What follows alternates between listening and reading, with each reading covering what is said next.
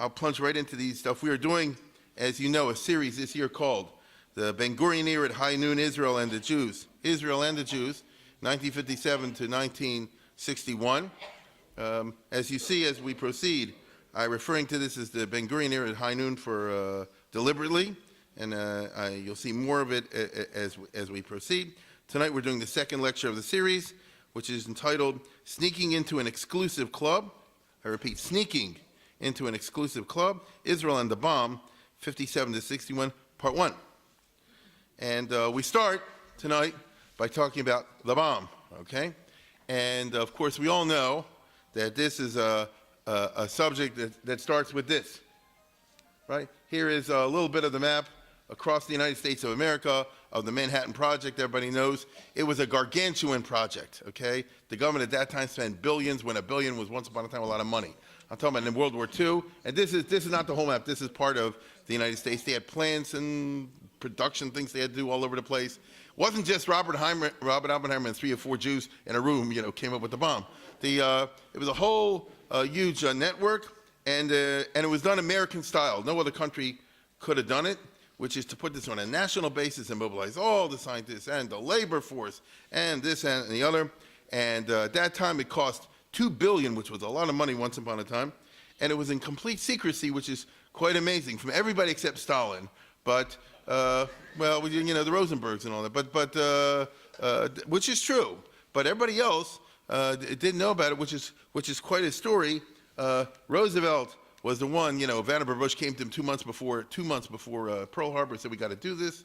And Roosevelt said, let's do it, but just don't tell anybody. Take it to the research stage, and after that, talk to me. And of course, he said yes. Where do you get the money? This is how the things ran in those days. Roosevelt, let's put it this way, where do you put $2 billion? Said the German analysts can't see that you're putting the extra money into the federal budget, and they're saying, what's going on? Because that's what they do. They read the budget figures, don't they? Say, if this goes from the Army, there must be something $2 billion worth special that we don't know about, and that would send the spies looking for it. And so Roosevelt called in Sam Rayburn, the Speaker of the House. Once upon a time, he says, put $2 billion and don't tell anybody where it's going. And, actually, I said this wrong. He called General Marshall, and he said, you handle this, but don't tell anybody. General Marshall, George Marshall, was an iconic figure. He was like another George Washington. He had tremendous integrity, tremendous respect. And so he went to Speaker of the House. He said like this, you just have to trust me. I need $2 billion, and nobody should know where it's going.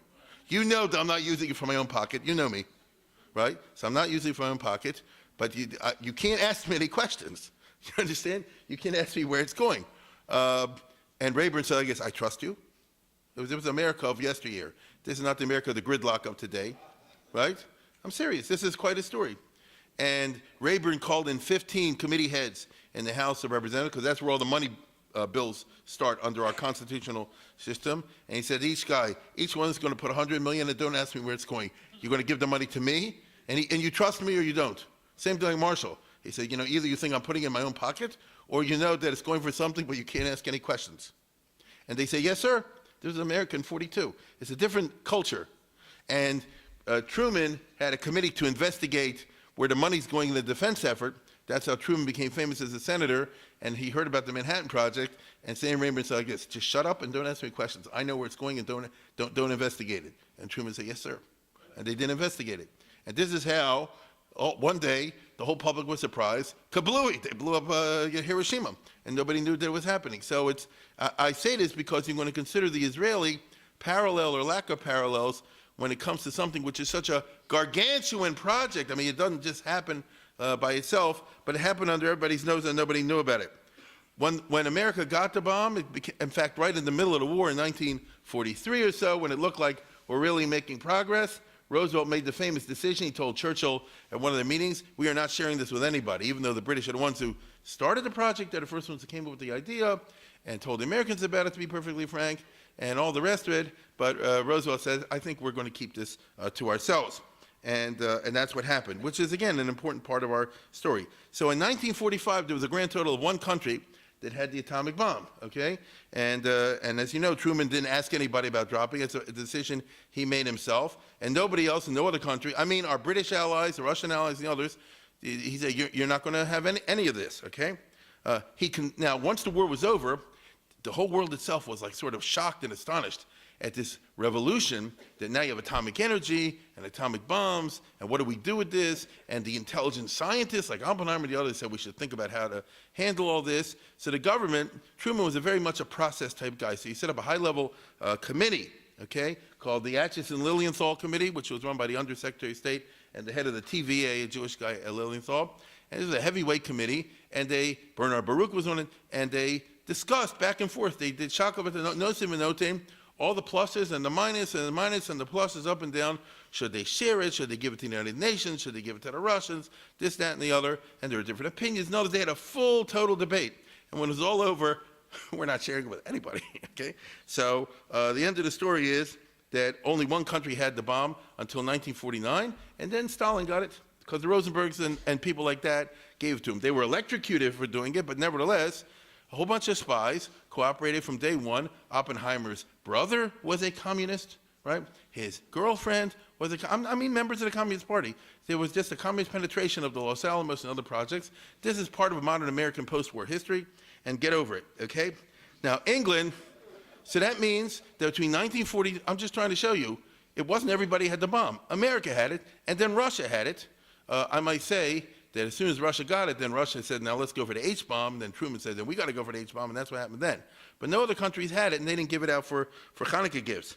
England was pretty angry over this because they said, listen, we're the ones who helped America, and British scientists, by the way, were very important. British scientists and Canadian scientists were very important in helping the Manhattan Project work and all that. Tough luck. And so England, 1947, said, we're going to get one too. And in 1952, Clement Attlee was the Prime Minister of England, said, we're going to get our own. And so they spend a lot of money.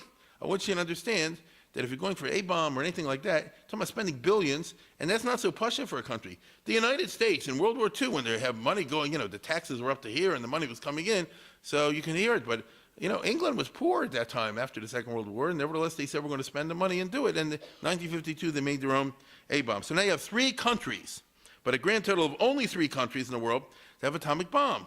Nobody else at all had it. Now, how do you get one? First of all, you got to have the brains, okay?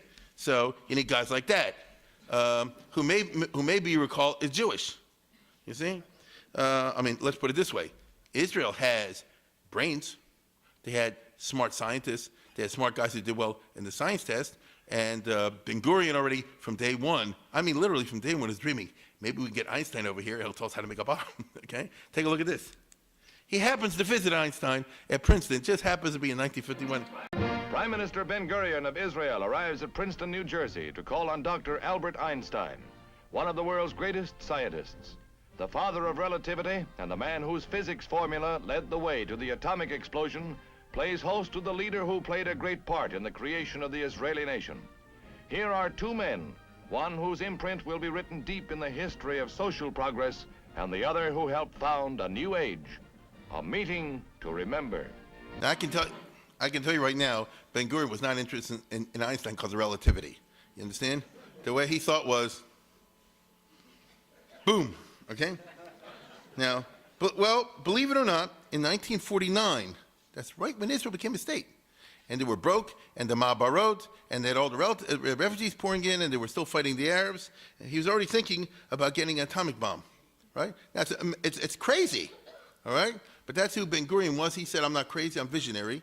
And the real reason is because he always was afraid of this phenomenon. Kemal Pasha was the great Turkish general who defeated the Italians, the British, and the Greeks and all that in the Turkish wars in the early 1920s. Meaning he was afraid the Arabs one day would get their act together and get a competent general. Now, fortunately, that has not happened, but he said it could, right? Remember, the British thought they were so great, and the Turks beat the pants off them at Gallipoli, you see? So he's always worried. He says, when will come the Arab Kemal Pasha? When will come a great Egyptian general, a great Syrian general, a great Iraqi general who organize the Arabs, and then we'll be in troubled hands. So we need the A-bomb. He never used these words, but you need the A-bomb as the backup plan. You understand? So he was already thinking about this, meaning he understood, obviously, what I've been pounding over here. Israel has terrible borders. They're tremendously vulnerable. The peace that they felt themselves compelled to sign under pressure from Truman and the United Nations, left Israel in a not very good military type position. Right now, the Arabs are weak, but who knows, right? Who knows? And therefore, without saying it, because he never said it, but without saying it, he wants a backup plan. You understand? He wants an option over here, as they say, and he went for it. So this is, I mean, you have to understand how incongruous this all is. It's like somebody living, it's like somebody making a small living and living in a 2-room apartment and, barely be able to meet his expenses, can't afford to take a vacation, but he drives a Rolls Royce. You understand? Here's Israel, broke, begging. They were going to the period of, this is what's going on in Israel, the Ma'abara, as we saw, Salah Shabbati. They can't even have enough to make food on the table. They're living literally from handouts from the American Jews, from the U.S. government, and from money from Israel. And he's dreaming of a Rolls Royce, right? He's dreaming of a Manhattan Project. We've got billions of it. Like, where are you going to do it for? He said, I guess, don't let facts get in the way. You understand? Because you won't be a visionary if you think like that. You have to think in the big plan over here. Now, the Yetzer Hara over here, the guy who was always telling him we can do it, is a person who's not very well known today, but was a big kachlefel, a big scientist once upon a time in Israel in the 30s and the 40s and 50s. And this is Professor Bergman, Ernst David Bergman, whose father was a conservative rabbi in Berlin. His father went to the Vienna Seminary and was like, put it this way, his father was a conservative Jewish, in other words, a Zionist rabbi. And, they, were very traditionalistic and all that sort of thing. And this guy grew up in Berlin, therefore. And therefore, he was very smart in science. And already in the 20s, he was going to university over there. I remember he got his PhD, I think he was 20 or 21, one of those types, in science. Now, in organic chemistry, he was an organic chemist. And he did research with the big shots and all that. And so he's very brilliant. But because his parents come from, they're Galicianers, actually.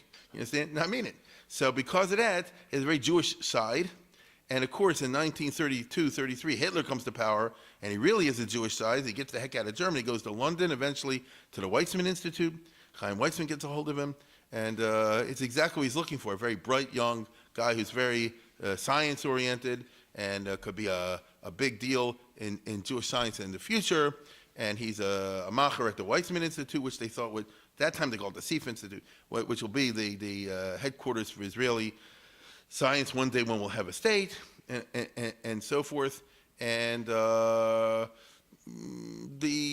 war and the Holocaust everything impact him very heavily as it ought to, okay? And he's the type of person, if you're in the academic world, he's a real kachlev. He runs around to all the conferences. He knows everybody. He's a name dropper. He goes here and there, goes around the world. Like Forrest Gump, he met Einstein over here. He met Oppenheimer over there. And that's just true, He met this Norwegian big chemist guy over here once at a meeting in Amsterdam, and met another guy over there.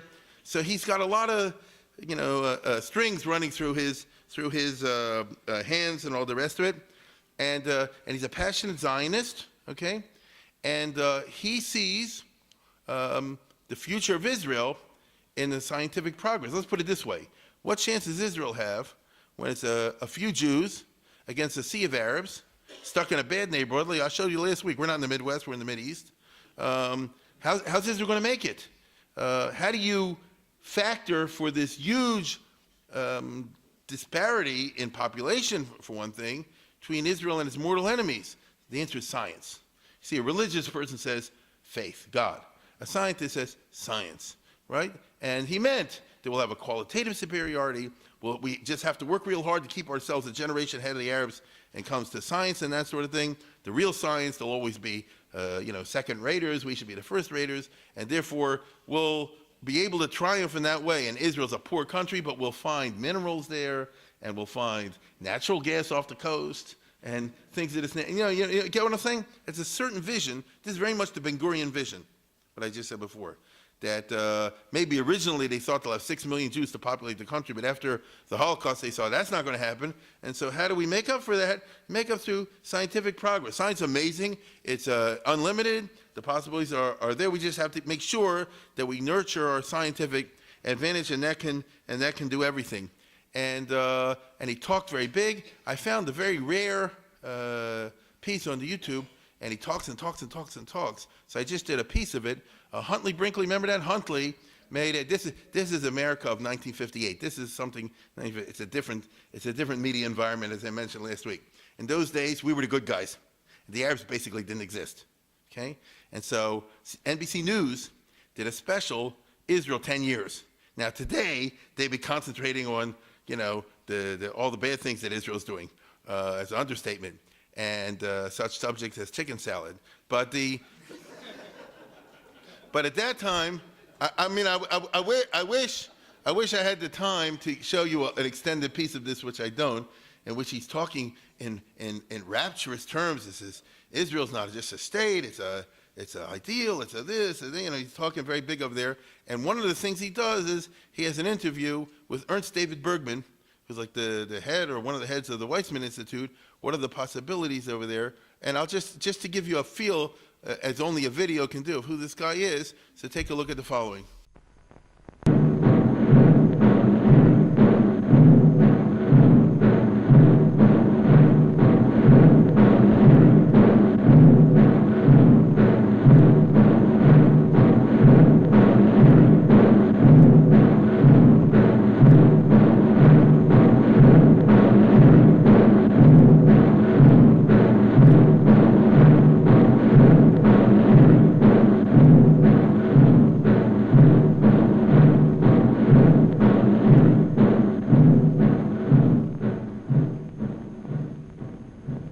The real importance of Israel's 10th anniversary is that there is one. From our driver to the Army Chief of Staff, Israelis told me they hoped Americans wouldn't fuss too much about the anniversary. Israelis are bored by talk that 10 years ago there seemed no logical nor practical reason to expect this little bit of a country to survive. They had no doubts, and not having doubted then, they see no reason for wonder now. They see no reason because they are themselves the reason. They're also the subject of this report. Other subjects already adequately treated are left out. The continuing war with the Arabs, the lopsided economy, the practical and moral problem of the Arab refugees, the religious questions, the political questions, the diplomatic questions. Important as these matters are, they seem less so than the people themselves. Humanity has been the country's chief resource over the last 10 years, and will be for the next 10, and as far beyond as the mind can imagine.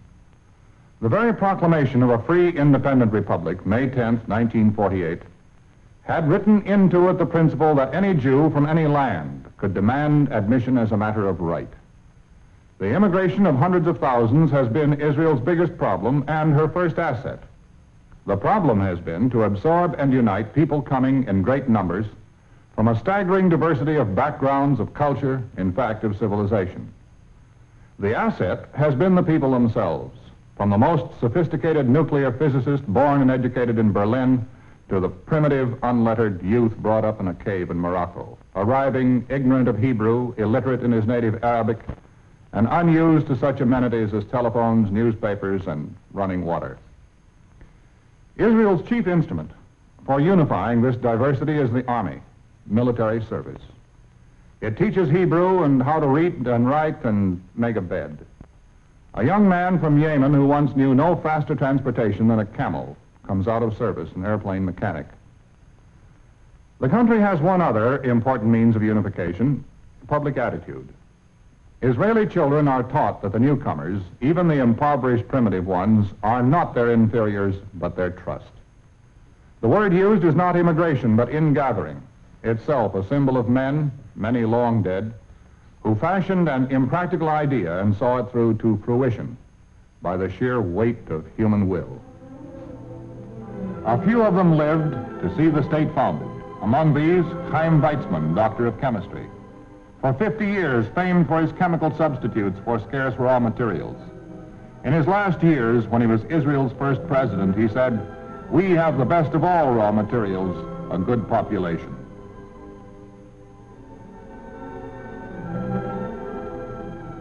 Now his study is kept as he kept it in 1952, the year he died. The pages of the daybook of that year are still turned.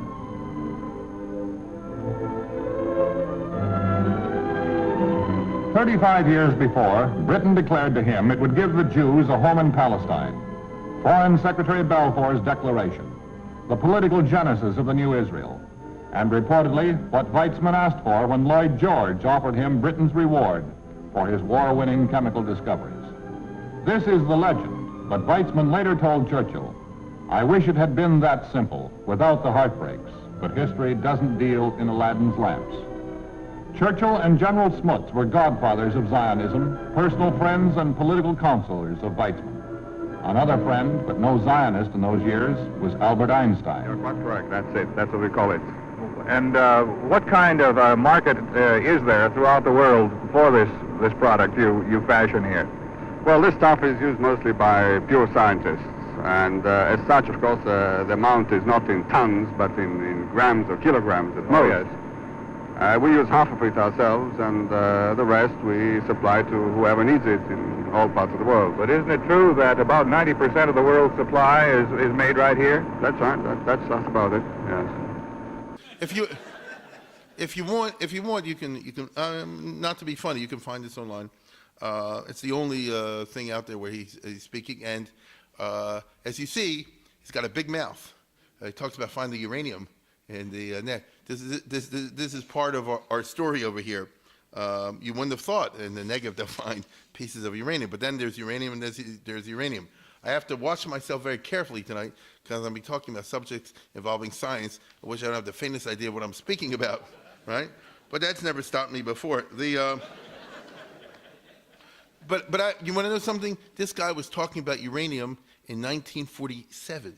That is before the State of Israel was even declared. He was in London speaking to scientists that he knew. I told you he's a cock level. He met that he knew a guy that was working on the Manhattan Project, this, that, and the other. He said, what are the chances of us finding uranium in Israel and then one day using it to make a bomb and all that? So you had a couple of either eccentric or extremely visionary individuals at the top of the Israeli pile. Ben-Gurion and Bergman think alike. One day the Arabs will gang up and overwhelm us, unless. See? Now, they don't have to articulate it, but there's no question that that's where they're coming from. Both of them see Israel not as a poor third world country. We are a first world country, temporarily down and out. Okay? That's Israel's self-image, certainly in Ben-Gurion's time, right? We are just like America and England, something else. For historical reasons, we're stuck here, in the rut. But overall, we're actually give us a chance, and we'll be better than America. You get it? And certainly, when it comes to brain power, science is definitely the road to first world status. That's how they see it. And so Ben-Gurion was the type of person who says, "Give me 10 years, give me 20 years from now, and Israel will be more advanced than America." He wasn't right about that, but on the other hand, it's probably good to have that kind of a feeling if you're running a country. He wasn't crazy. He was dreaming of what? Of this, right? The Israel of today, in which we call the startup nation, of course, in which they're doing all kinds of technological breakthroughs all the time. You don't need me to tell you all this. You see it in propaganda things. So both Ben-Gurion and Bergman have unlimited faith in what they call Hamocha Yehudi, the Jewish mind, and the Jewish pocketbook. And that's just an interesting take on it. And both of them want Israel to get an A-bomb, an atomic bomb, as soon as possible, literally. In order to do this, Israel will need to create a Manhattan Project, which is beyond their means. So alternative means have to be devised. But what? So their survey of the situation led them France. As I talked about last year, Israel and France had a very interesting relationship in the 1950s.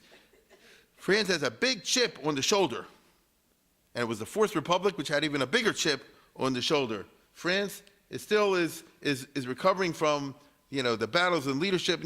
Which is the real France? Marshal Pétain, who gave in to the Nazis, de Gaulle, who helped kick out the Nazis, but then wanted to take over as an authoritarian leader himself. And then both of them were thrown out by the politicians of the Fourth Republic.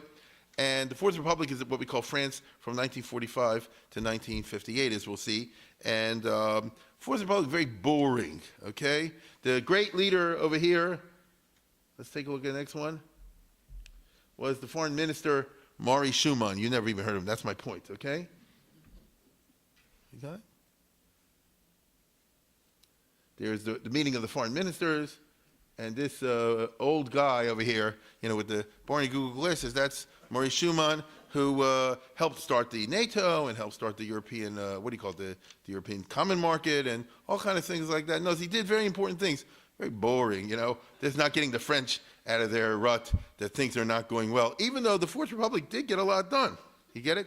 But on the other hand, in, let's see now, in 13 years, they had 25 governments. You understand? So it means every 15, it's like the Third Republic. Every 2-3 months, there's a cabinet crisis, the government falls, they have to reshuffle it. It was the opposite of stability. And in the 50s, and I'm talking about France is going through some profound problems in Indochina, in which they get totally defeated eventually. They get problems in Algeria, which eventually they get totally defeated later in the early 60s. It's a country run on proportional representation, which means every party can run for office, and therefore the French Republic has 10, 15, 20, 30 parties running all the time, so nobody can ever get a real majority. No party ever won 51% of the vote, like Israel, and it was a real mess. And not only that, but the French realized, although they hated this, that they had a tradition of losers, correct? You say today the French army, people laugh, which is not really fair, because if you know the French military history, it's quite glorious. The French have won many, many more battles than they've lost over the course of history. But Hitler busted them in 5 minutes, and ever since then they look like a bunch of fools. And in World War II, they were held to be a bunch of fools. Roosevelt, let's put it this way, cut him out of the Manhattan Project. Okay? Roosevelt and Churchill got together and he says, it's American scientists, it's British scientists, it's Canadian scientists, French, not really. You understand? Because after all, they figure, French, the French. And and by the way, the one big there were a few, but very few. The one big exception was a French Jew. Okay, Bertrand Goldschmidt. Okay, who's the Albert Einstein of French physics. And but it's a great story because the Manhattan Project was run by General Groves. If you know anything about the Oppenheimer story, some of you may possibly know this. Basically, when America got into World War II, Roosevelt said, mega bomb. And how you do that? So he said, well, get somebody to organize, put a guy in charge. And so they got the Army's #1 engineer, General Leslie Groves. He's a real guy. And, no, well, hear me out. So he wanted to make this an American project. No foreigners, no this, that, the other. White Anglo-Saxon, Americans. Weren't any. There was very few.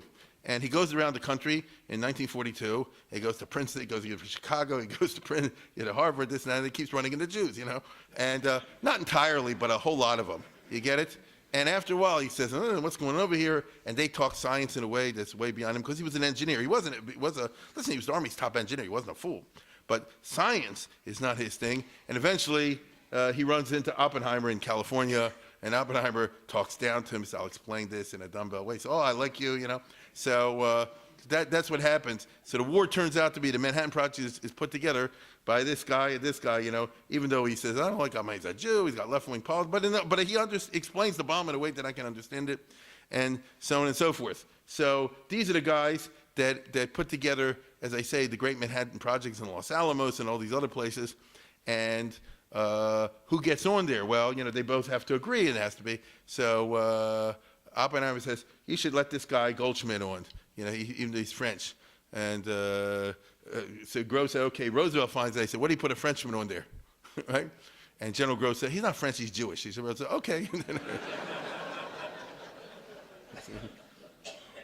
So, life is strange. Now, the war's over. Is France a great power? They want to be. That's their tradition. They can't live without that. I mean, why can't France be Switzerland? They can't be Switzerland, right? So after 1952, France feels like a dummy.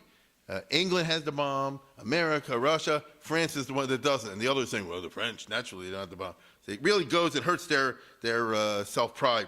There's a lot of internal dissension in France over the question whether France should pursue a bomb. There are a lot of idealists and others who say that weapons of mass destruction are not something that will go compatible with the French culture of high ideals and all the rest of it. You can understand that. Look, there's also going to be, in the 1950s, a tremendous amount of internal dissension in the state of Israel, among the elites, A lot of army officers and scientists say weapons of mass destruction is not the way for a Jewish state which represents Jewish ideals. There should be life affirming. That's not the way to go. And the state of Israel should not be associated with bad things. We should also be associated with good things. The 1950s is a decade in which the Jews are associated most famously with good science. Okay, who's the most famous good scientist in 1950? Dr. Salk. Take a look at this.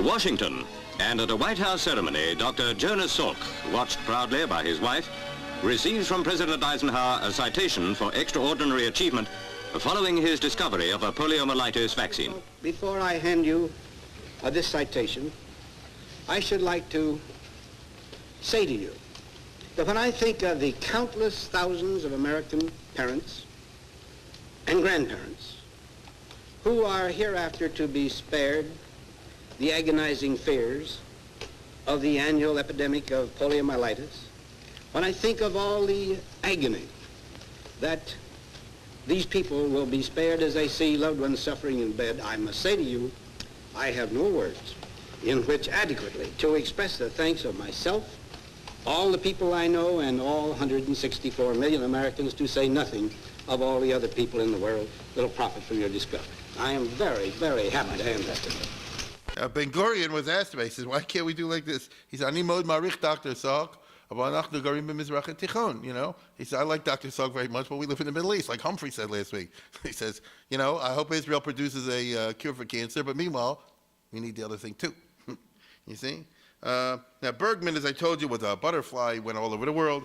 Here he is, meeting with Dr. Oppenheimer, you know, and whenever he talked there, he always tried to, you know, crick a rhyme from them in his way, what's doing with the bomb, and all this sort of thing. And, but he knows everybody in the world of science. In 1949 to 52, in the very first years of Israel and France danced a minuet together. You know, they played around.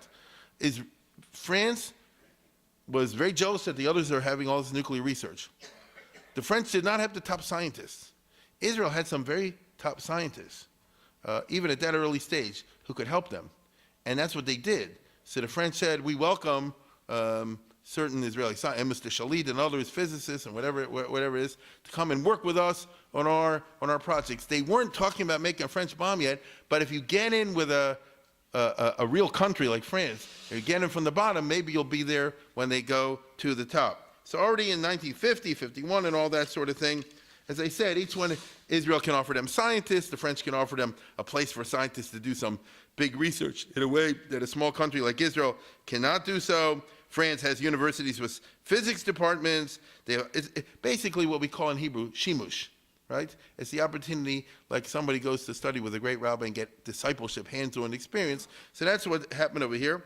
And a certain shutfus, a certain partnership, you might say, even though it's a big partner versus a small partner, ensues, fueled heavily by French feelings about the Holocaust. Meaning, the French let the Jews in, partly Israeli scientists, partly because they need them, and partly because this is the early 50s, there's still enough feeling bad about the Holocaust that the Jews are treated special. Israel had a special place in French hearts if somebody knew how to fan that flame. If you recall last year, the French commander and defense minister was the French General Pierre Koenig, with Arie Levin, meaning the top French military officials, all the rest, they look at Israel as something miuchad, you know, something special, even though France is always a very selfish kind of country, but they dropped that a little bit in the period that I'm talking about, and the result is that you have a very interesting symbiosis kind of developing over there.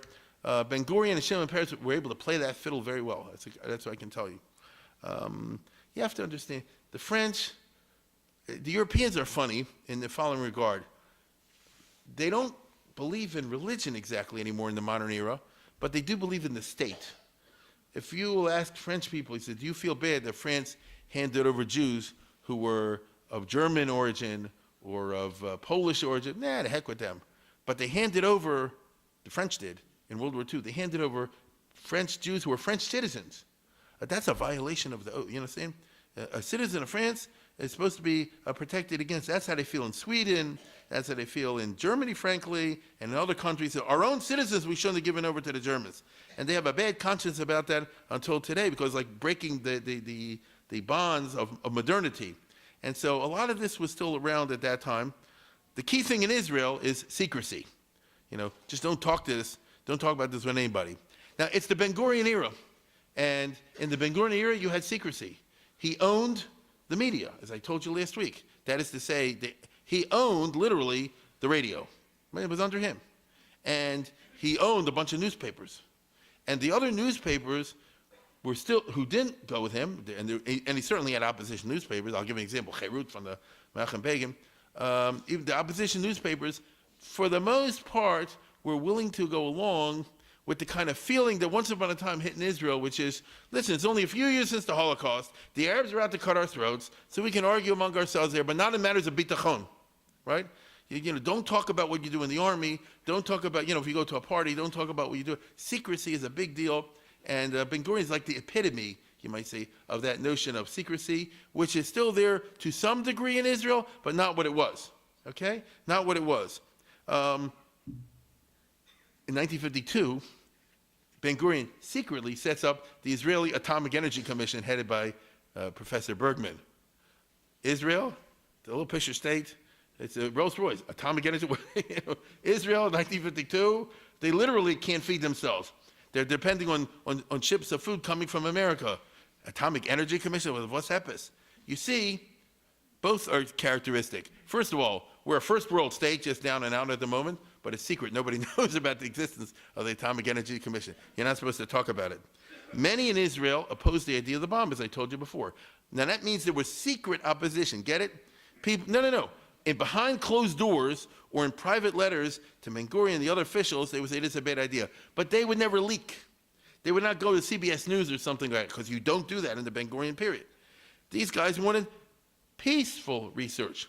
The Eisenhower administration, I comes in 1953, thought about what to do with the atomic stuff, and they came up with the idea of atoms for peace, which is that, as you know, not everything about nuclear research is about bombs. A lot of it is about getting energy. As a matter of fact, if you do it right, you don't need the, the oil, correct? The only problem is you get Chernobyl if you don't, in 3 Mile Island, if you don't know what you're doing. So that's the problem. But at that time especially, it all seemed like a great idea. And Eisenhower gave a speech in 1955 saying any country that wants to study atomic stuff for peaceful research purposes and help their science and help their economy and things like that, America will cooperate with them. And Israel, by the way, was one of the countries that signed up. And in 1957, they got their reactor. Now, that means it's under American control. All the waste products they could possibly use for weapons are given to American, given back to America. It's, after all, you don't want it for weapons. You want it for, studying and learning more about nuclear physics and things of that nature. And Israel definitely wanted to do that, among other things. But that's, of course, not all they wanted to do. So Nachal Sorek is the place where they have the peaceful nuclear reactor. You get it? It's still there. But when all is said and done, even though a lot of people, I would say the decisive majority, this is just an interesting story I'm about to tell you, the decisive majority, 3/4 of the scientists in Israel, the generals in Israel, the big shots who made the opinions, maybe even 80% were absolutely opposed to Israel pursuing military nuclear research. It didn't matter because Ben-Gurion said, I'm the only person that counts, and I say we do it. So this is like Abraham Lincoln famously, where he took a vote in the cabinet, and he voted one way, the whole cabinet voted another way. He says it's 9-1, one wins, And in his time, he had that kind of authority in the 50s. The others backed off. They said, we think you're doing something big, but Ben-Gurion says, oh, okay, This is that one person, Ben-Gurion, appoints the one person who cares only about what the one person wants. And I'm, of course, talking about this guy.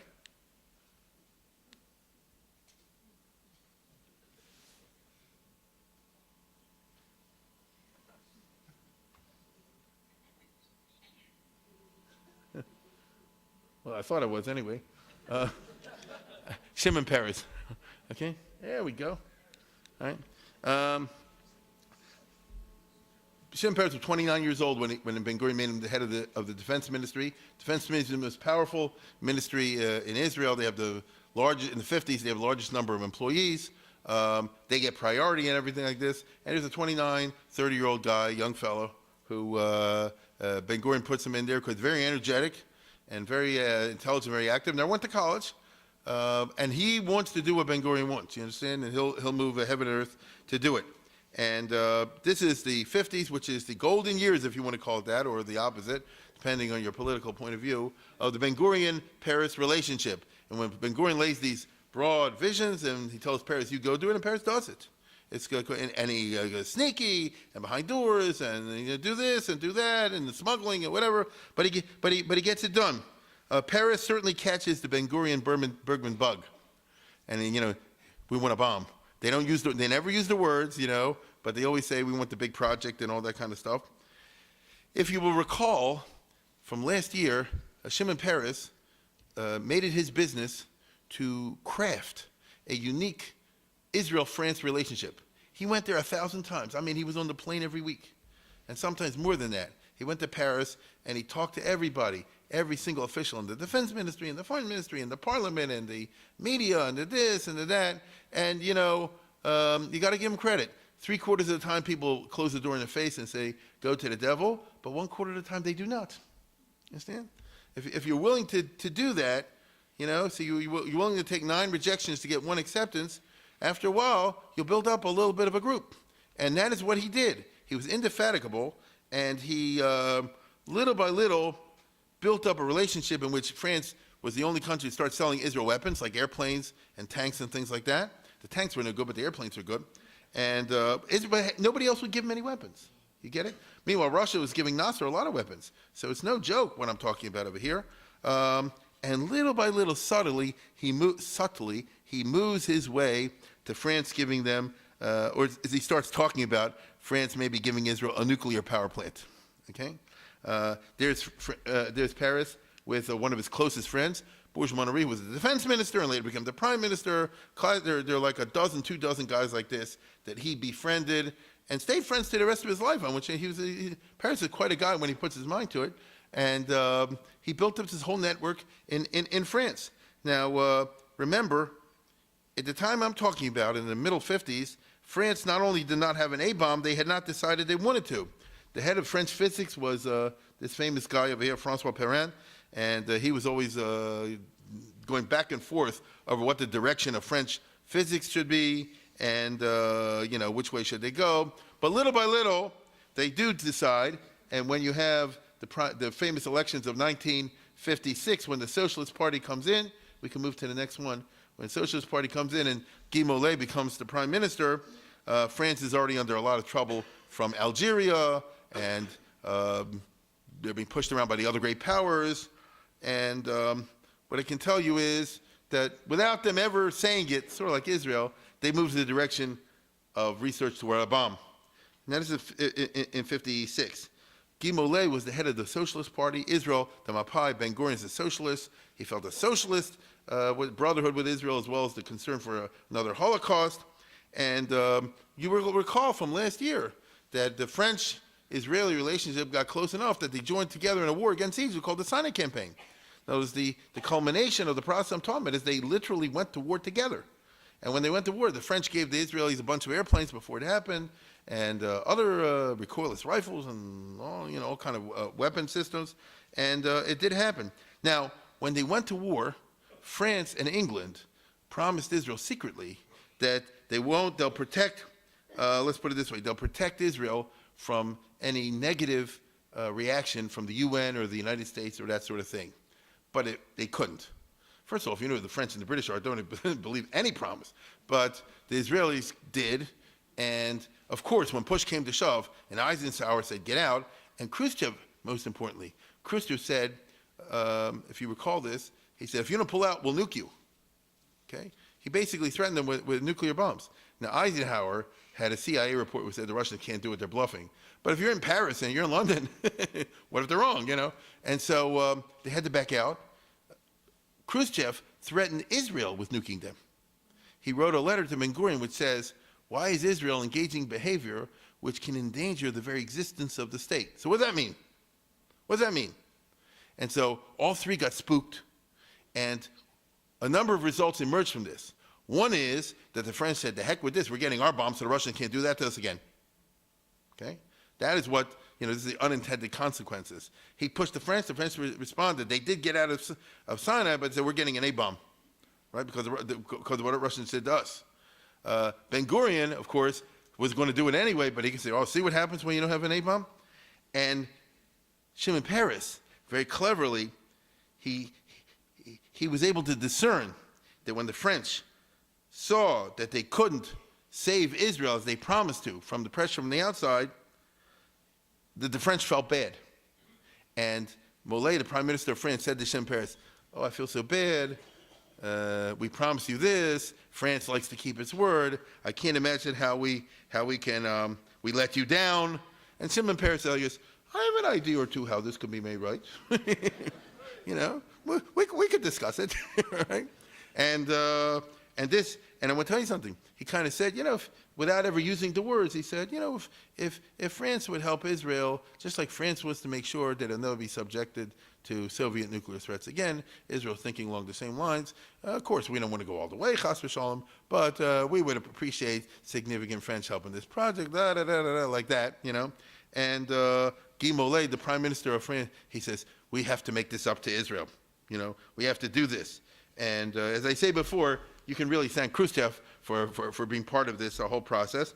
But within a short time, Molay fell from power. I told you it's the Fourth Republic. They're the only prime ministers for relatively short time. But there's a new guy after Molay. What's going to happen with him? Not to worry. The new guy is Peres' best friend, right? Maurice Bourges-Monnoyer. And it's an aristocratic family, all the rest of it. And Bourges said like this, "We'll help you." And he does, by the way. In 1957, he helps Peres, who plays an extraordinary insider role in French politics, as the Fourth Republic is crumbling due to the Algerian situation. So if I told this in detail, it'd be a movie. Shimon Peres, he sat in on the cabinet meetings of the French government. He goes to, the kind of infiltration, if I can use that word, of Israelis into the innermost sancta of the French authorities. They're working in their most secret laboratories. The Israeli generals and colonels are sitting on the top French national security army meetings. It's just crazy, you understand? Because Peres, and it really is to him, Peres created an atmosphere which Israel's different. They're just Israeli. That's a different story. They're on our side anyway, and Israel's different, right?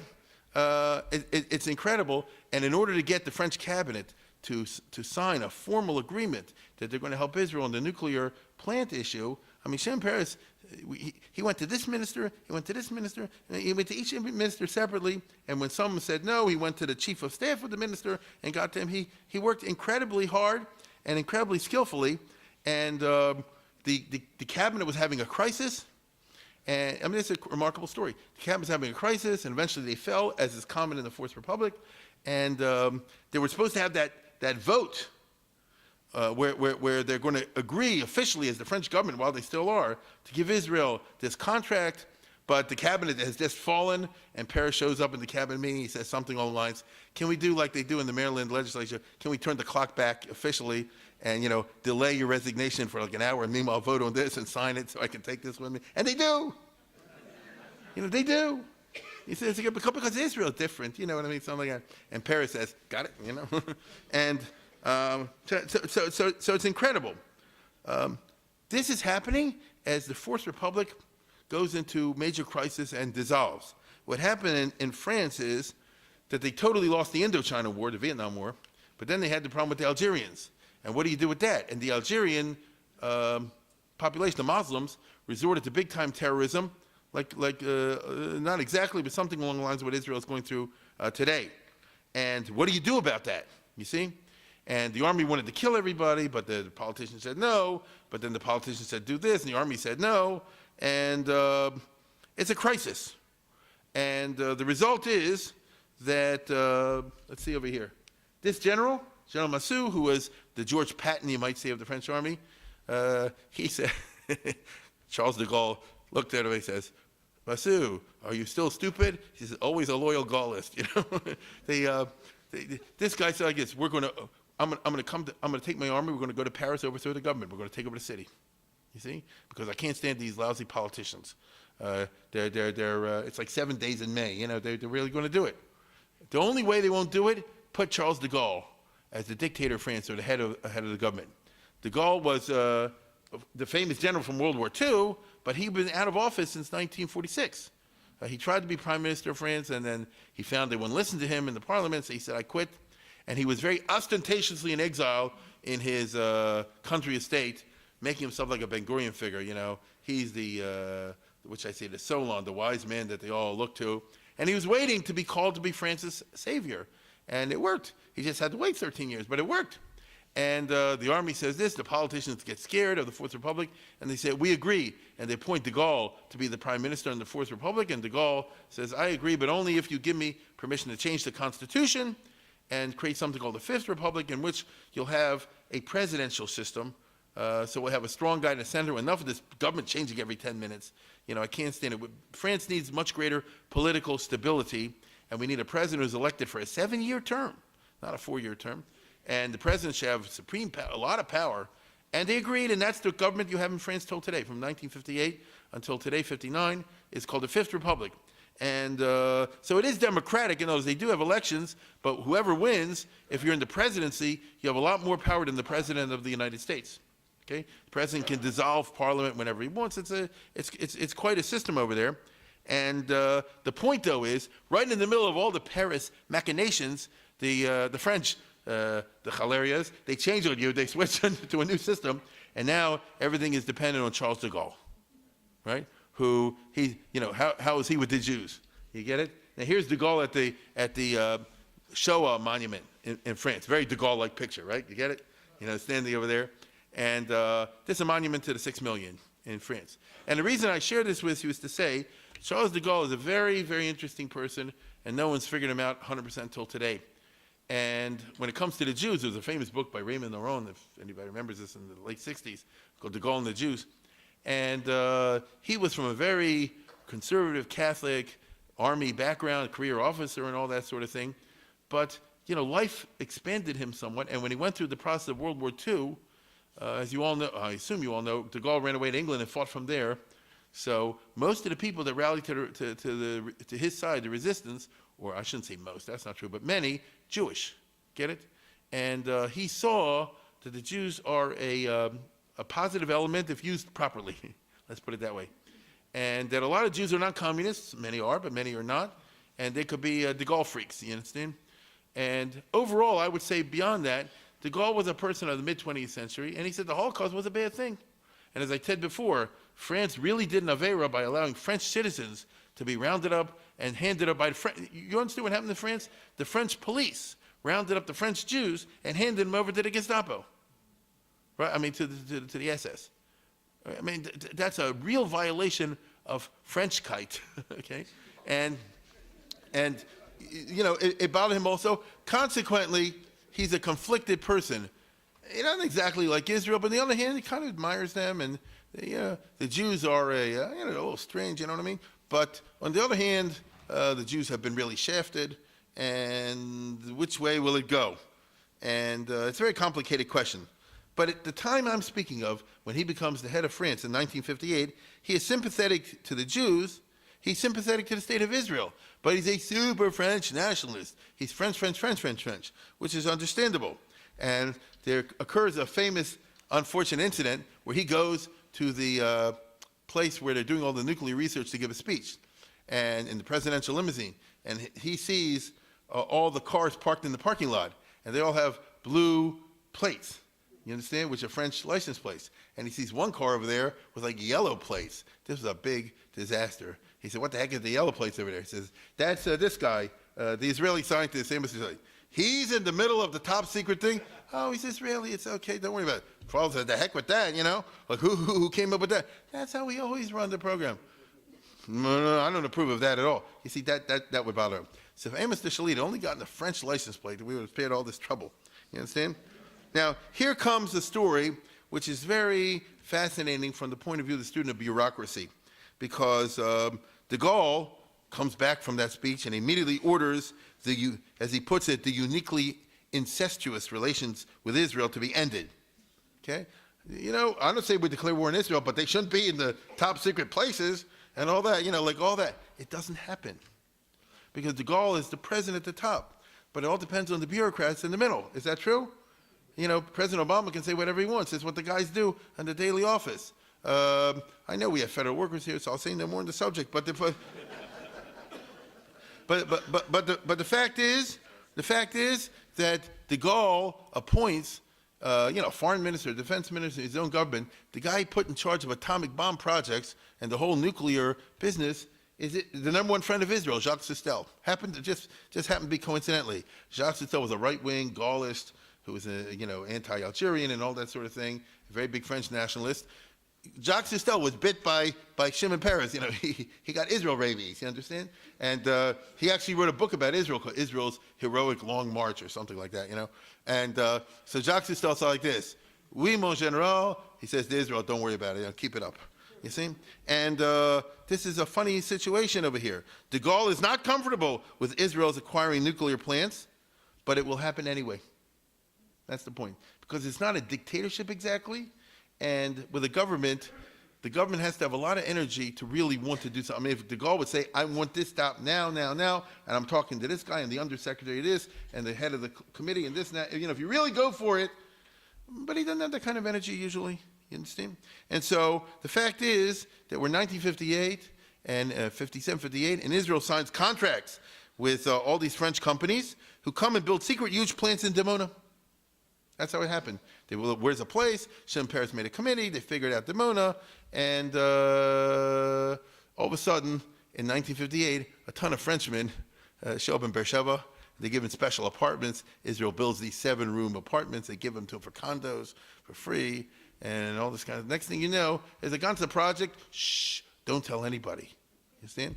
And the Shin Bet is in charge, and the French Secret Service is in charge, and the employees write letters back to home. No, they don't. They write it to Argentina, and from Argentina they send it to France. No, they take all these kind of issues over here to keep the secrecy going. The workers are really shafted. This is, after all, the Ben-Gurion era, like Salah Shabati. They hire, who does the heavy work? They Sephardim, the new immigrants. They do all the pushing and shoving. But Peres is doing all this, as we'll see, off a budget, and so he wants to save money. And so in Israel, if you're hired for 2 months, then you get your benefits. So they hire all these workers for 59 days, and then they fire them, and then 2-3 days later they hire them again. And what can I tell you? This Ben-Gurion period has many characteristics. One of them is the golden age of Jewish racism, I'm sorry to say. Or perhaps I should say the dark ages of Jewish racism. It is what it is, and this story is part of that, you see? So we can't hide over that either. I know nobody wishes to. It cost millions. In fact, I'm wrong. It cost tens of millions in 1958. That's when $1 million was real money. Tens of millions. Kesef Minolan, the guys in charge of Israel's economy, Levi Eshkol, who's the finance minister, and Pinchas Sapir is in charge of the commerce. He said, where we get this kind of money? I'm trying to get money to build a road. I'm trying to get money to build a couple of apartments. I mean that, We have immigrants. Remember the figures I showed you last week? We have 20, 30, 40,000 people coming from Morocco. Where are we going to get this kind of money? Kicha, Mr. Ephron, right? Ben-Gurion and Shimon Peres like this, we'll get on the side. Yeah, we go to him, let's get off the books. They go around to, in other words, it's a remarkable story. Ben-Gurion and Shimon Peres privately went around the world in the Rolodex, and they brought to Israel, and they met with all the big millionaires. You understand? I know in Baltimore, I went to Joe Meyerhoff, for example. He went to all the millionaires, and he said like this, like General Marshall said, we need $1 million and shut up, don't ask where it's going for. You understand? And that's it.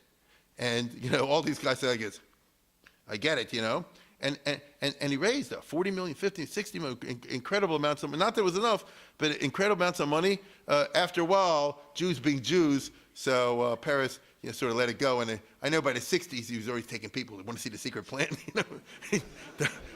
Don't show it.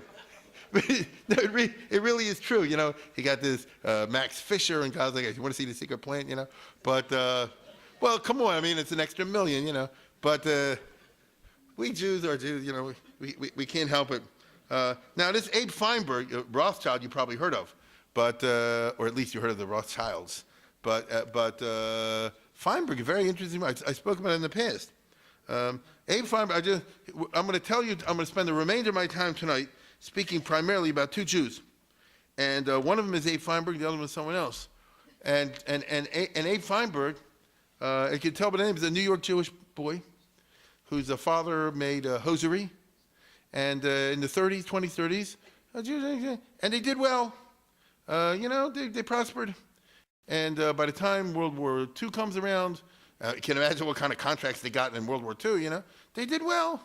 And so he, like some people we know, said, I'd like to take my money and translate into political influence.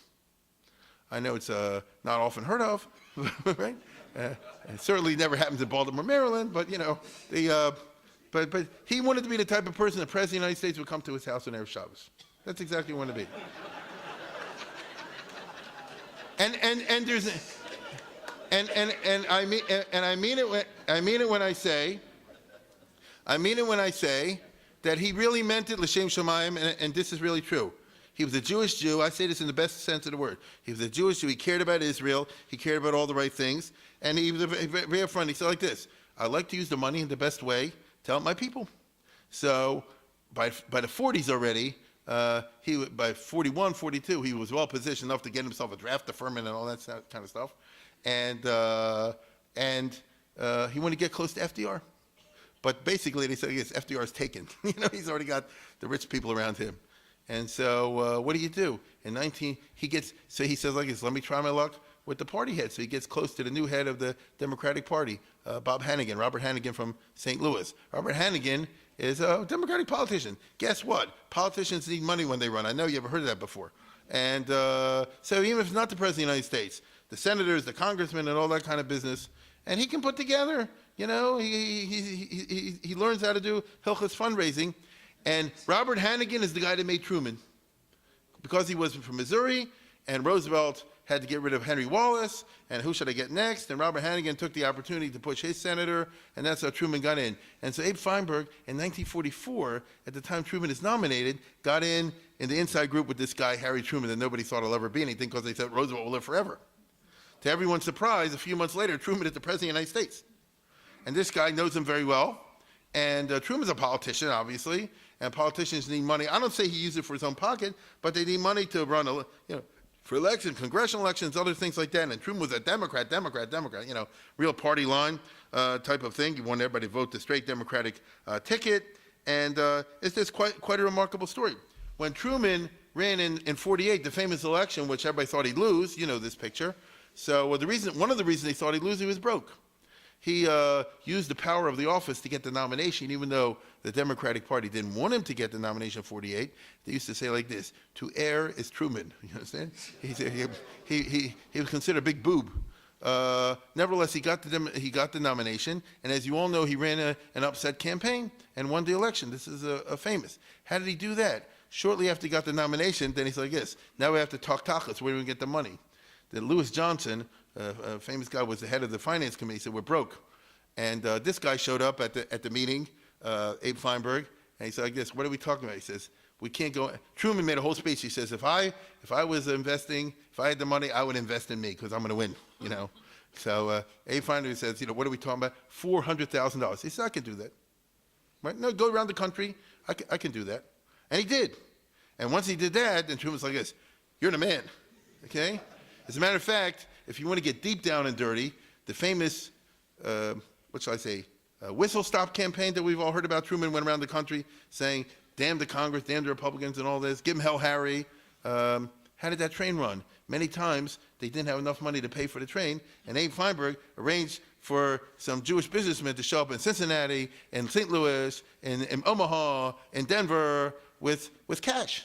You understand? Which wasn't, I'll say it again, it wasn't going for Truman's pocket. He didn't use it for, he left the White House a poor man, but they used it to pay the train. And a famous case, they didn't have money to pay for a radio broadcast and stuff like that. So by the time the election's over, this guy is tight with the White House. Is that true? And in fact, Truman offered to make him ambassador to Israel, but he said it'd be better to have someone not Jewish in the post. And there you have it. So this guy, Feinberg, is good at fundraising. And so he's on Ben-Gurion's Rolodex, and basically he said like this: you have to come up with $1 million, $2 million, $5 million for a certain project that need not be named. Now, you don't have to be totally, you'd have to be pretty stupid in the 1950s to figure out if they have a secret project, what is Israel going to do? They're not buying tefillin, what could it possibly be? But anyway, so that's how they did it. It's quite a story. Next lecture, you'll see Feinberg was a Democrat, played a very important role in the Dimona story when it comes to JFK and LBJ, okay? Because, and not, Eisenhower was a Republican, these guys were Democrats, he had a lot of power. You may be smirking, but if you take the trouble to read books that have come out now in recent years of the transcripts of Lyndon Johnson's telephone calls, there are these fat books in there, many historians and the New York Times were astonished that all these calls to some dude named Abe Feinberg, you know what I mean? Like, if you told me Dean Rusk or something like that, right? Like a general, who's this Abe Feinberg guy? But those of us in the know, Now, anyway, here's another guy they went to, by the way. That's Seagram's in Canada. He was the big fundraiser. He was a big fundraiser for Zionist causes. All this is off the books. You understand? In other words, these are checks they cut or whatever, or however they got the money, that is not tax deductible. So it's really an interesting thing. They mobilized these people and they said, listen, the Jewish people need this, the state of Israel need this, I'll leave it to your imagination, give me the money. And they did do it. And they continue to do it for about 10 years, 12 years. So it is really is quite a story. But it's not enough. Because all of a sudden Ben-Gurion and Peres and Bergman run into the reality that the Americans did. These things swallow up an ocean of money. And Ben-Gurion has to raid the treasury. And he says to Levi Eshkol, I need the money over here. And the Israeli army is totally opposed to all this, right? Rabin says, you're starving the army to pay for some crazy project. And, we're not going to have enough weapons for the soldiers. The Atomic Energy Commission itself resigns. They're so angry about this. And Ben-Gurion said like this, the resignation is a top secret. Nobody's allowed to know about it. You understand? And they don't put it in the paper. And Bergman is still the head and all that sort of thing. I'll tell you one bad long-term result of this. The Judaization of the Galilee did not occur. The Galil today, I don't want to make bad predictions, but I can tell you right now, it doesn't look great for Israel as far as the West Bank is concerned. Not with this president, probably not with the next president. It doesn't look great. And so many people say like this. Say, well, Israel's going to make a treaty in which land swaps and all the sort of things that I know you follow the papers like I do. And, maybe a question about Gush Etzion or something like that. No, my friends, the real question is going to be the Galilee. You understand? Because they're going to have a Palestinian state and then the Galilee, which has a big majority of Arabs. I repeat, the Galilee has a big majority of Arab population. They're going to say, we want to be part of the new Palestinian state. And what's the world going to say to that? Are they going to back Israel? Or are they going to back the desire of the Thomas Jeffersonians in the Galilee? So when in the course of human events it becomes necessary for two states to sever the bonds that connect them, you see? And in the 50s they knew this, and they had big plans and a lot of money set aside to put a lot of these immigrants, not in the Negev, but in the Galil. But they took all that money and put it for the A-bomb. And so it didn't happen, and today Israel is living with these consequences. So what I'm trying to say is it's not simply a case where Ben-Gurion was the visionaries and all the others were a bunch of pygmies as he regarded them and they can't say anything. They had a point, and I don't know what the long-term effects of this is going to be. It's a serious matter. In short, everybody basically was opposed, but Ben-Gurion at that time, he was the boss. He said, I'm the boss. There was a culture of absolute silence. The project was given to Shimon Peres. Shimon Peres handled the whole thing. He put the Israeli General Groves in charge, a guy named Manas Prat, who's not well known today. Next one. Not well known. He died not long ago. He was Israel's #1 engineer in the army. And we're talking about digging a big hole, putting research facilities down there of a high level. You can just imagine over here. If the Arabs find out, though, won't the Arabs do the same thing? This was something that people couldn't understand. He said, if you're going to introduce atomic weapons, then the other side of atomic weapons, then everybody loses, right? I mean, it's better nobody should have any of these weapons. Ben-Gurion said like this, no problem, make sure they don't find out. That's how he thought. In general, secrecy is vital. If this gets out, Israel will be in trouble. The United States, under Eisenhower, was not exactly totally committed to non-proliferation, but they kind of were. If the U.S. finds out that Israel's making an atomic bomb, Israel will be in big trouble. Okay? Eisenhower. But Ben-Gurion said like this, so America doesn't have to know. We're getting 100 million from, don't tell him. He thought he's such a ganze chacham. You know, America knows everything. How does America know everything? At that time, in 57, 58, 59, America had a secret weapon, the U-2. Does anybody remember that? It was a high spy plane that nobody knew about until the Russians shot him down in 1960. So nobody even knew about it. Ben-Gurion and the other guy didn't even know about it. And guess what happens? The U-2, here, let me have a little piece.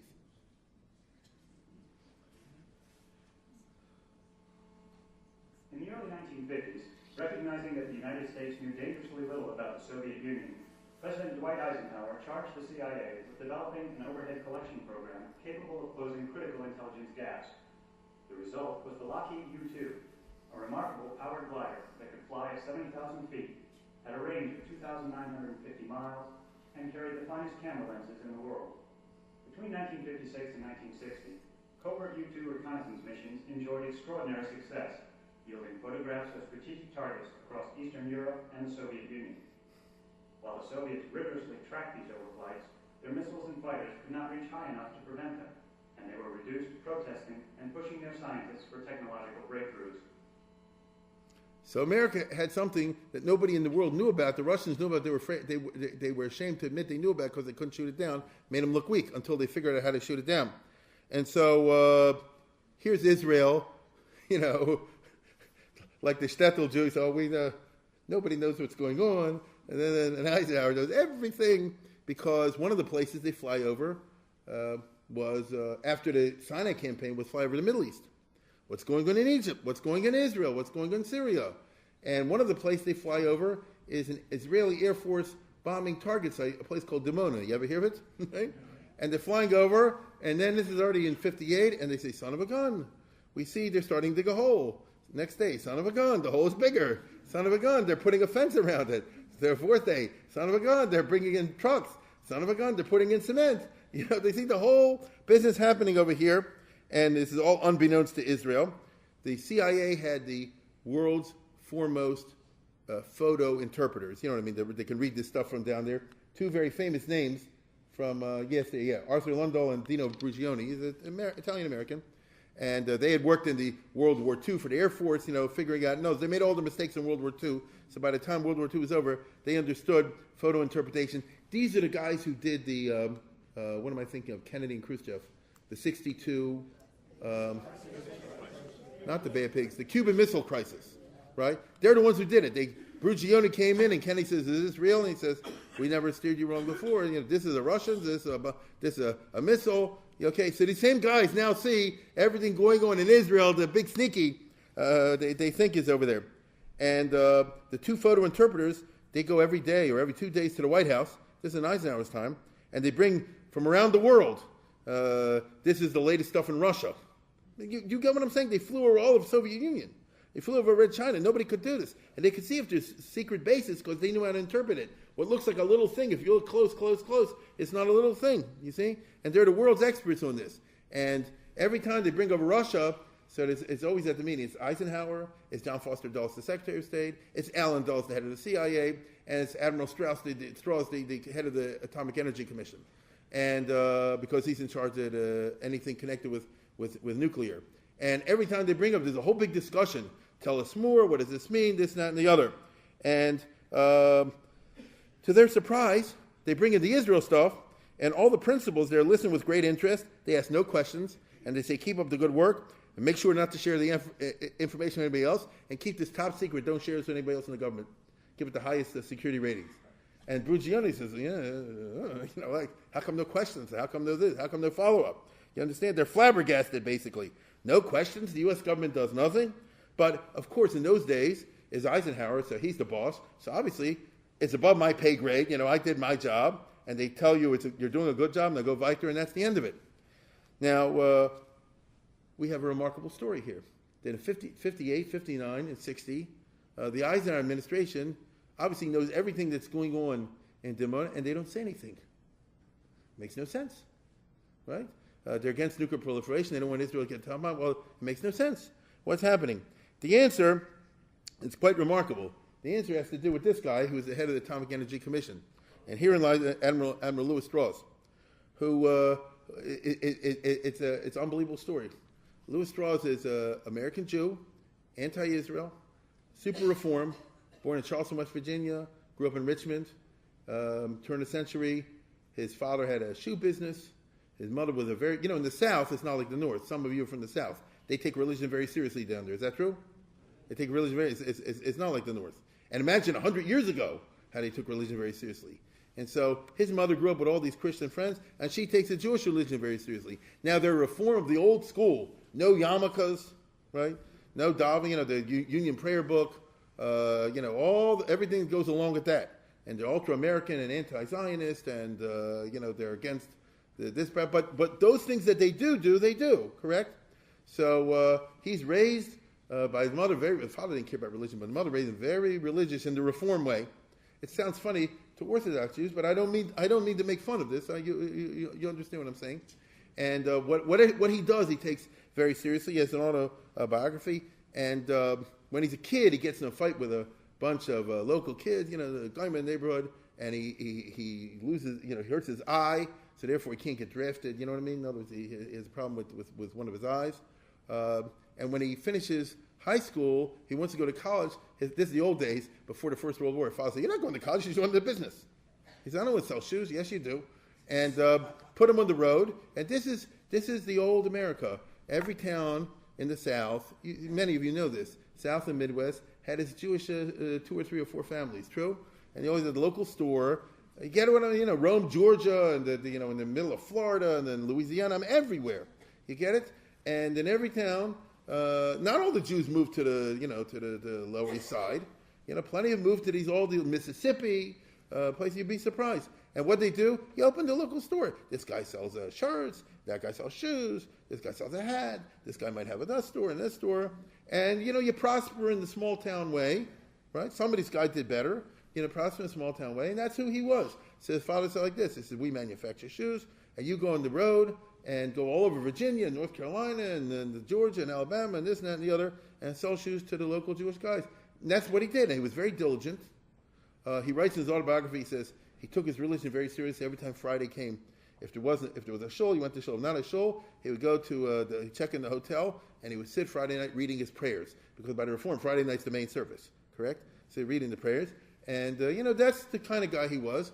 And he worked very capable, very hard. He never got the college education, but by the time he was like 21, 20 years old, he had $20,000 in the bank, which was money once upon a time. So it shows you he was a very hard worker and that frugal and that sort of thing. Now at this time, World War I breaks out in 1914, 1915, 1916. America doesn't get in until 1917. At that time, the person, now I'm really taking you back to a world that is forgotten. The person who captured, in 1914-15, the person who captured the imagination of the world, and particularly in America, was Herbert Hoover. Herbert Hoover, who you associate with the Depression, I get it. So Herbert Hoover had a life before that. And he was born in Iowa to a totally poor family. He starved as a kid, and a classic American story. He worked his way up. He got to Stanford through hard work. He got the first PhD in Stanford in mining or geology or one of those things, and he turned that into a multi-million-dollar career around the turn of the century. He worked as an international engineer thing in China and in South Africa and South America, around the world, and he made millions. This is before the First World War, so millions then, it's like 20 times today. He was a very rich guy, he made through his own hard efforts. He was a Quaker, and when World War I began, the Germans invaded Belgium and destroyed the place. He had starving civilians. The British imposed a blockade to starve the Germans and therefore also starve the Belgians. And nobody cared about all this, but Herbert Hoover was by that time loaded. He didn't make more money. And he said like this, "What's going to happen to the starving Belgians?" And people said, "Well, who cares?" And so he set up on his own. He became a one-man United Nations. And he set up on his own an amazing network, because he was an unbelievable organizer, that they're going to buy the food, they're going to transport it across the ocean. You have to negotiate with the Germans and the British, right? Have a special permission. You have to set up distribution points, make sure nobody's cheating. You have to calculate what's the population. In other words, the organizational challenges were immense, and he surmounted them. Take a look at this. That's Hoover.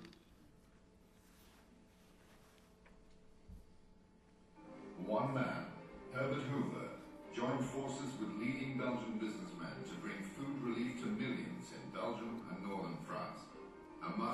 publicity, Hoover appeals to the people of the United States, Great Britain, and France.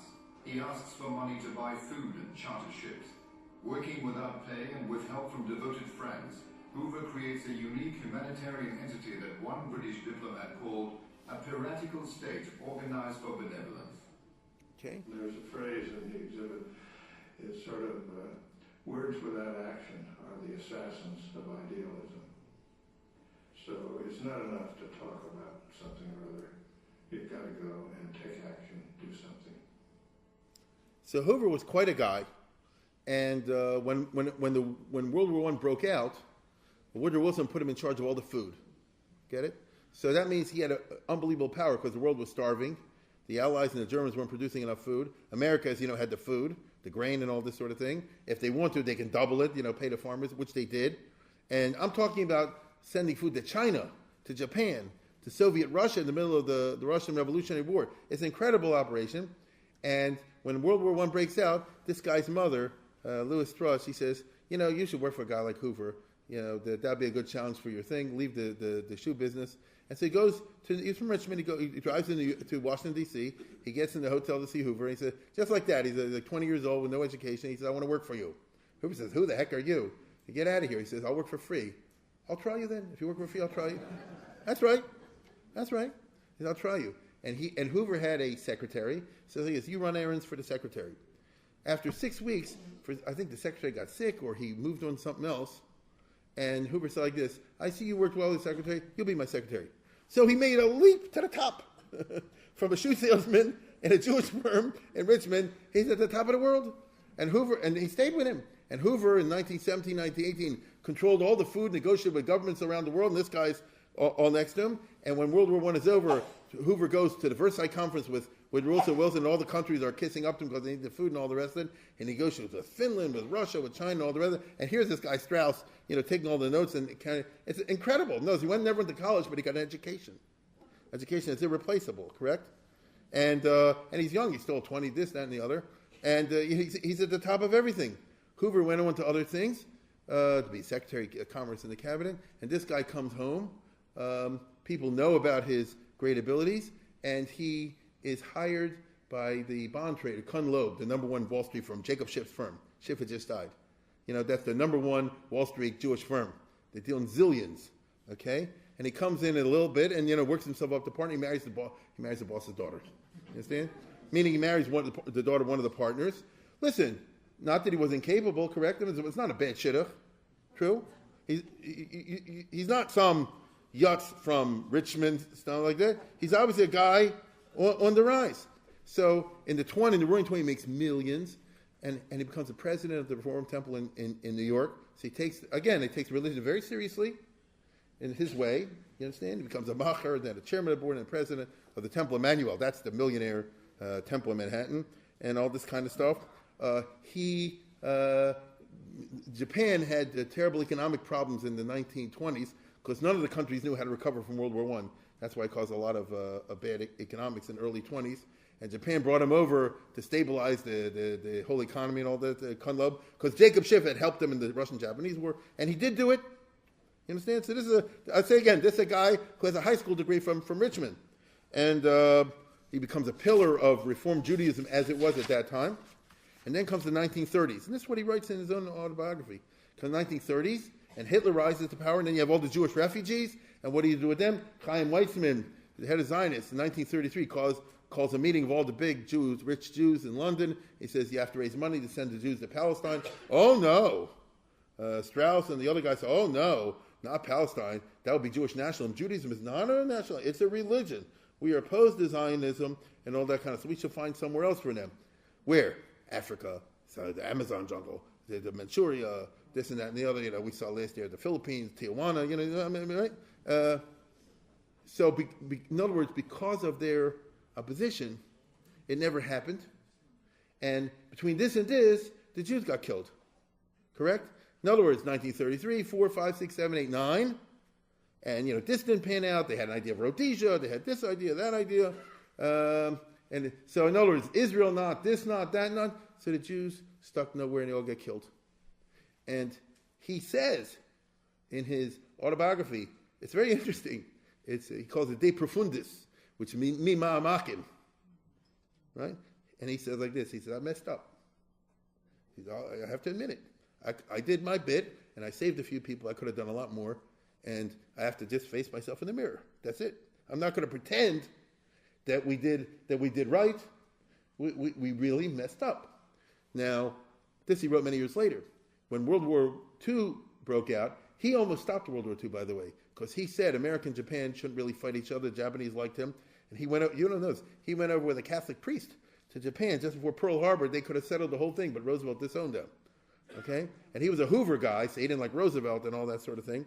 And when World War II broke, it's quite a story. When World War II broke out, he was appointed to a big job in the Navy Department. America had to create a gigantic Navy with millions like they never had before. You understand that. The head of the Navy was Frank Knox, and the Deputy Secretary was Forrestal, James Forrestal, who later became the Secretary of the Navy, a very famous person, a big anti-Zionist, too. He's the first defense secretary ever.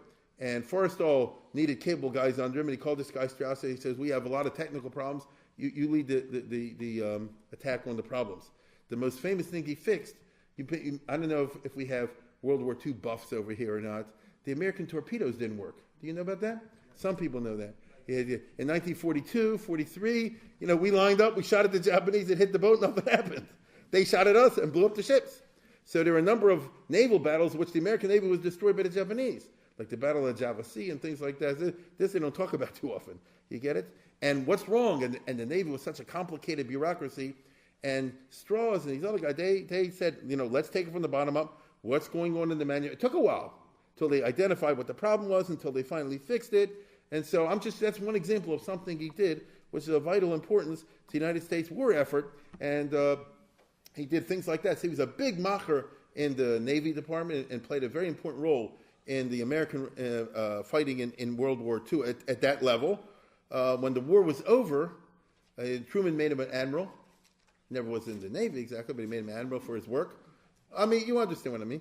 And not only that, but he went more than that. Truman appointed him to the Atomic Energy Commission. There were 5 commissioners. After the A-bomb, he said, what do you do with it? Congress voted to make a thing called the Atomic Energy Commission. They're in charge of all the atomic stuff.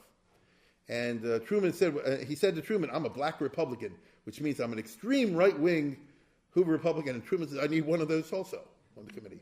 I got it. No, he said, I want a group, and I can work with you. And so he became, from 1945 to 50, he was one of the members of the Atomic Energy Commission, which was very powerful, and he played a very controversial role, but that need not detain us over here. When the war was over, it was right around the Rosh Hashanah Yom Kippur time. They say he went to the temple, and he heard a sermon from the rabbi in Manhattan. And the rabbi basically was talking about Yom Kippur, and he said, look, in the Jewish tradition, Yom Kippur involves people having to repent, mitzvahs bein adam lamakom, bein adam lachavero, between man and God and man and man.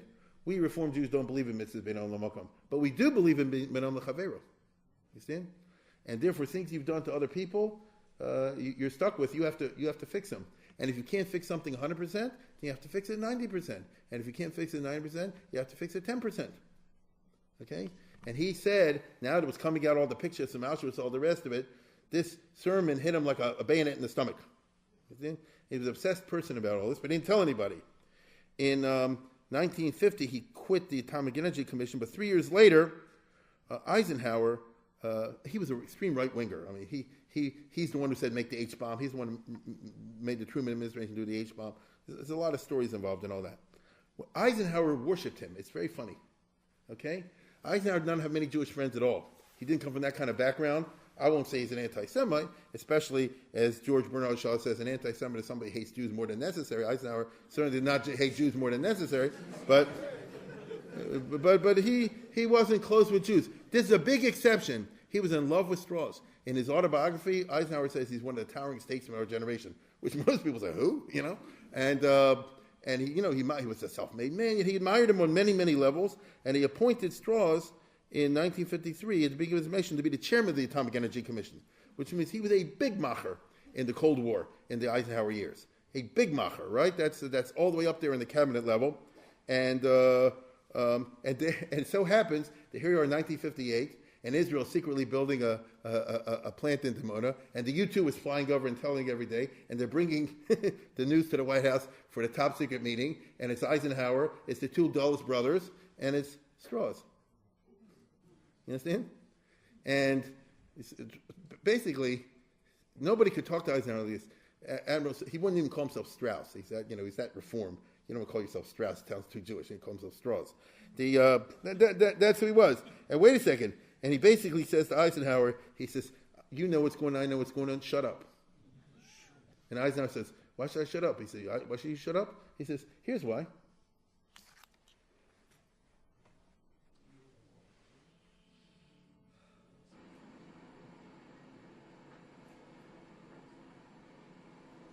At this concentration camp in the Goda area, the Germans starved, clubbed, and burned to death more than 4,000 political prisoners over a period of 8 months. A few captives survived by hiding in the woods. The camp was chosen for a high command inspection led by General Dwight D. Eisenhower. Also present are Generals Omar M. Bradley and George S. Patton. The 4th Armored Division of General Patton's 3rd Army liberated this camp early in April. The generals viewed the rack that was used by the Nazis to whip the inmates. Whip them on the rack.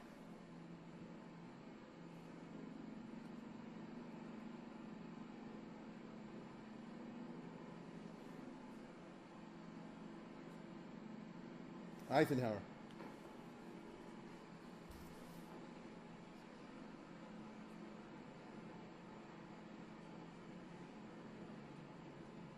They see the woodshed where lime-covered bodies are stacked in layers and the stench is overpowering.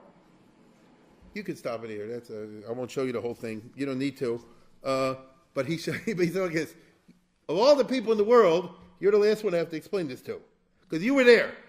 You were at Dachau, you were at Ordruff, you're in other places. You, Eisenhower. So you saw Israel's different. They're not out to kill the other countries, but they're out to kill the Jews. And it's not a fantasy on my part. And the Arabs would do this. You know, if Nasser could do this, he'll do it. How come they get to say in the United Nations we're going to wipe out Israel and there's no consequences? The United States or anybody else doesn't say, oh, you get kicked out of the UN because you want politicide, you want genocide. It's different. They need an atomic bomb and don't talk about it. I know it doesn't go with the American policy, and Eisenhower shuts up.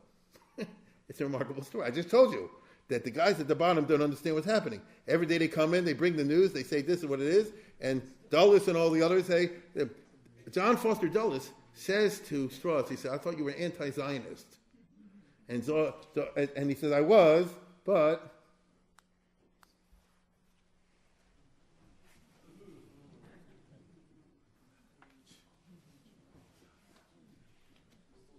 He said, the facts changed my mind. That's right. And what's Dulles going to say to that? And so basically, he made the classic argument: Israel shiny, Israel different.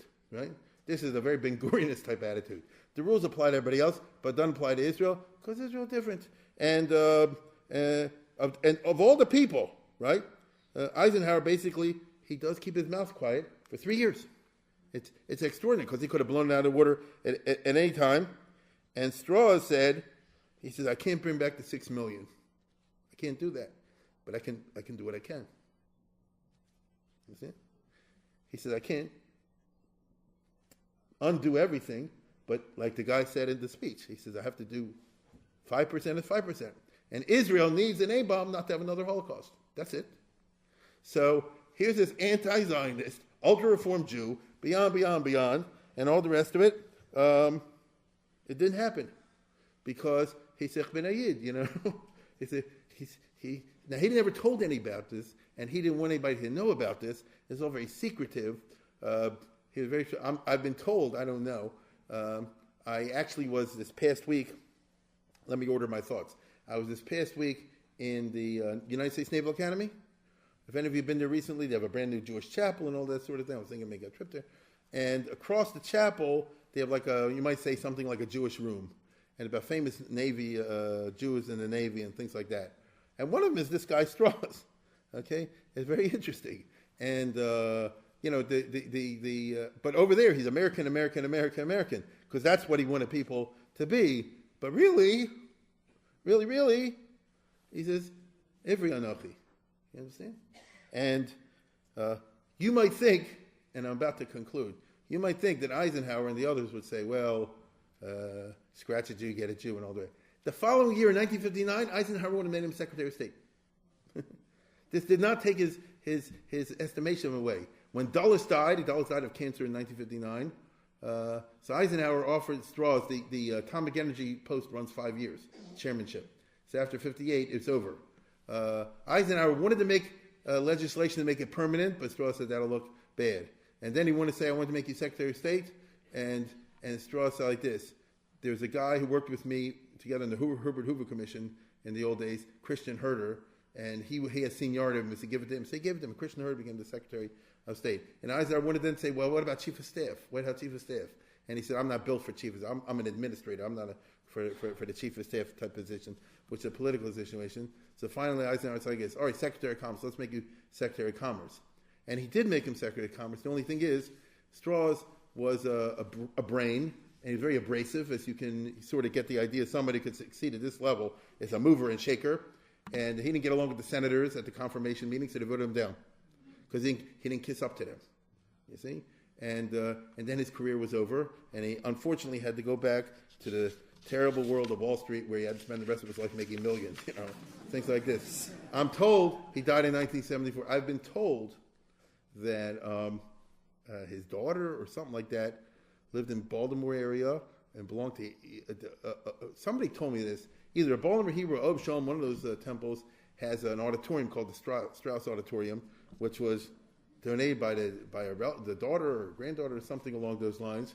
And I'm sure there's a sign that says dedicated to Admiral Strauss, who was the chairman of the Atomic Energy Commission, and all that kind of stuff. But they don't tell you the real story.